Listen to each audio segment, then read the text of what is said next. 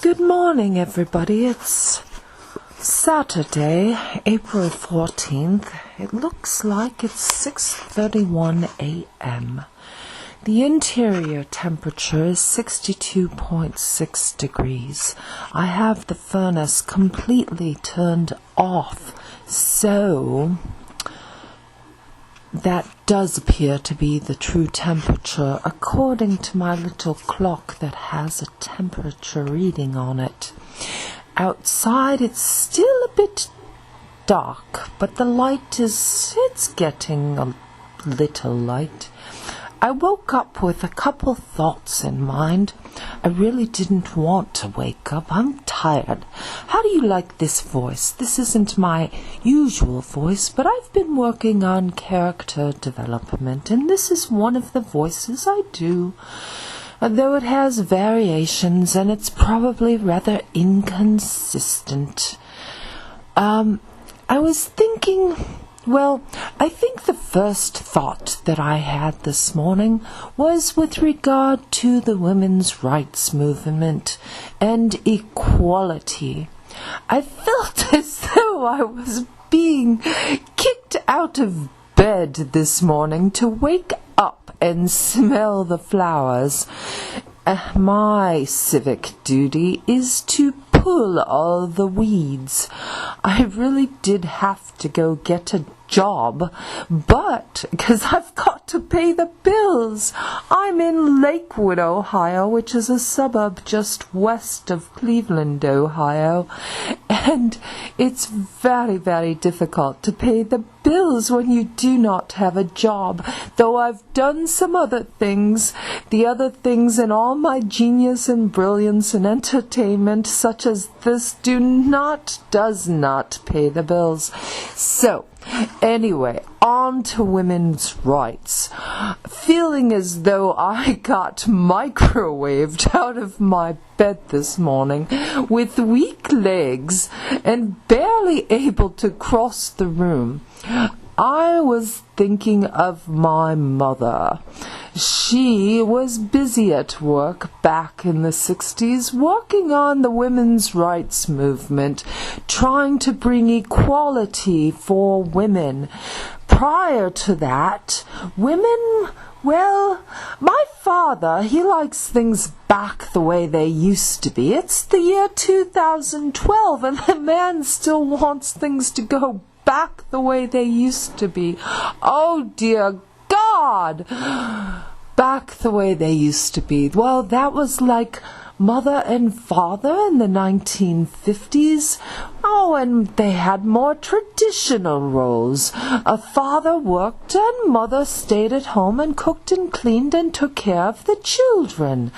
Mother worked on the women's rights movement so that women could dream dreams of corporate towers, those ivory towers. And so that women could do the things that men do. Many things. I mean, if you think about some of the things, I don't know. Anyway, my mother, her name is Onda Cook. A big shout out for Onda. My mother, Onda Cook, worked very hard on the women's rights movement. She was president of the League of Women Voters, trying to educate people about voting. And she was president of the PTA before that, the Parents and Teachers, Association, the PTA, at schools, trying to lead the decisions being made for children in our schools. That was the beginning of her political activity. And prior to that, she felt so strongly. She came here in when was it? I think she came here to the United States in the 1950s after World War II. And she was originally from Latvia.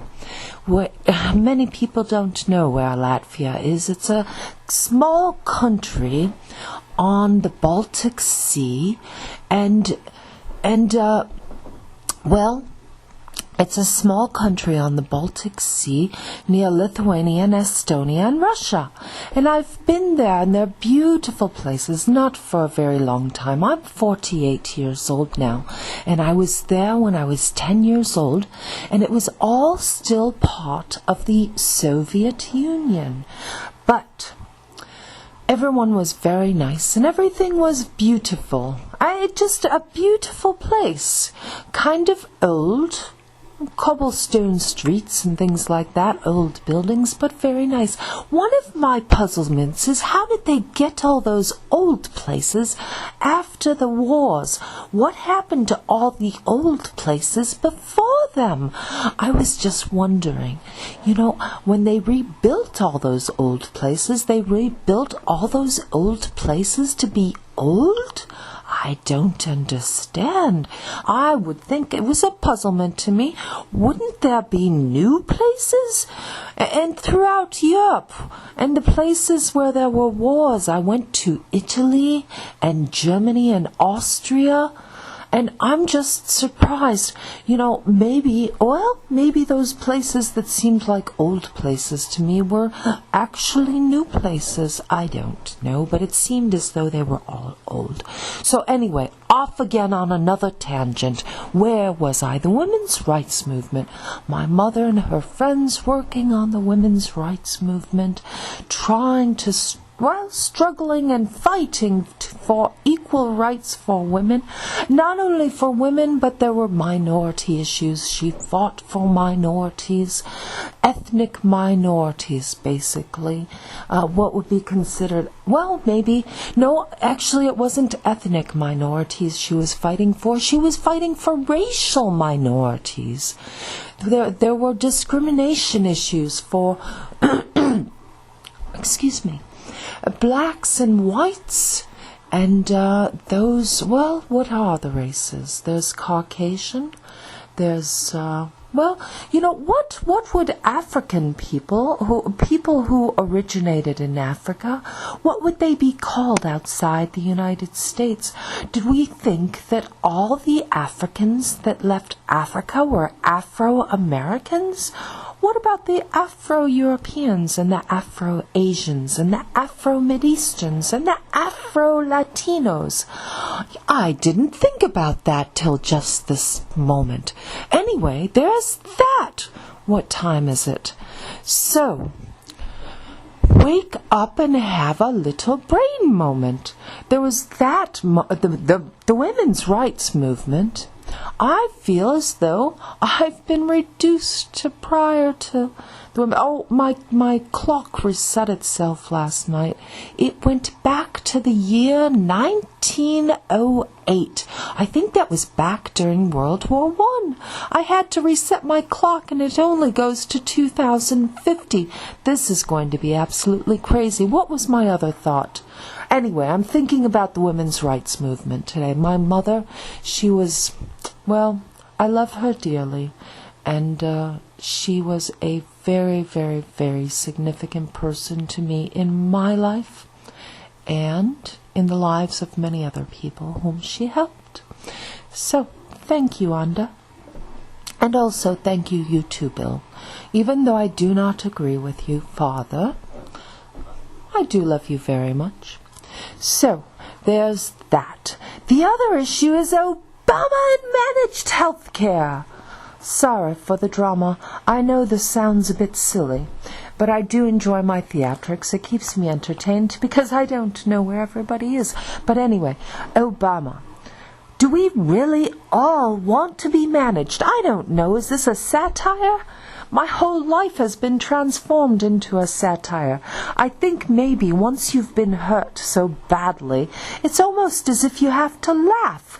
So, here is my satire on Obama's health care plan. Do we really? And I love Mr. Obama. He's the President of the United States. But do we really need to be managed? He's working on our managed health care plans.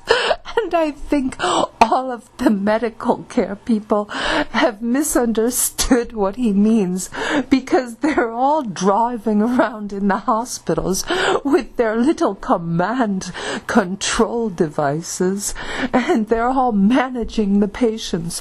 Look, it's time to rise. Manage that. And it's time for this, and it's time for that, and it's, they're managing us in our homes now, the way they manage us in the healthcare system. I don't want to be managed in my home like they manage people in the healthcare system. I don't need that much management. I like managing myself.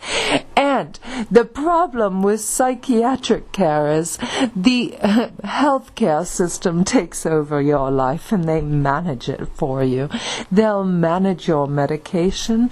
They'll manage your activities. They'll manage what you do and where you go. They need to know what you do. They wanted to know, do I get up in the morning and take care of my activities? Am I doing my cooking and cleaning and my daily chores?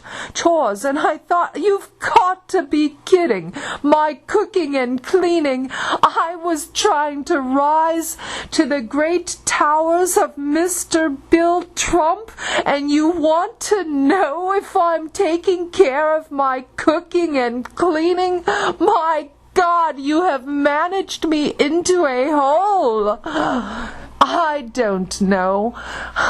Once the government, oh dear Lord, once the government starts managing your lives, giving you money and deciding what we give the taxpayers give the United States their money to take care of things, the government is there to take care of the people. The tax dollars aren't there to take care of the government, though it does, and that's how it works. And I've just lost my thought, and this is almost 12 minutes. I'm going to close there and just think about that. Maybe I'll be back later. It's now 6:43 a.m. This will be a recording that will be broadcast probably sometime today. Thank you, everyone. And though I have my disagreements with Dagmar, thank you, Dagmar. You've been a tremendous help to me. I don't know how I can carry on the women's movement and all the other political issues without you and your generation to help and be there to do things. Where are the people working on these things? It's a big problem. And that's Inta Mitterbach for this morning's Wake Up broadcast. I'll get right on posting this. I'm sorry. I'm very tired. You all have a good day until I shout out again later. This is a little mini broadcast brought to you from Lakewood, Ohio of the United States. And this is a very poorly done British accent. I do have a little bit of English blood in me on my grandfather's side, my father's side. And I do enjoy trying to do voices. This is one of them, and that's one of the ways I can survive, because I work on voices sometimes. Anyway, thanks a lot, everyone. Have a great day.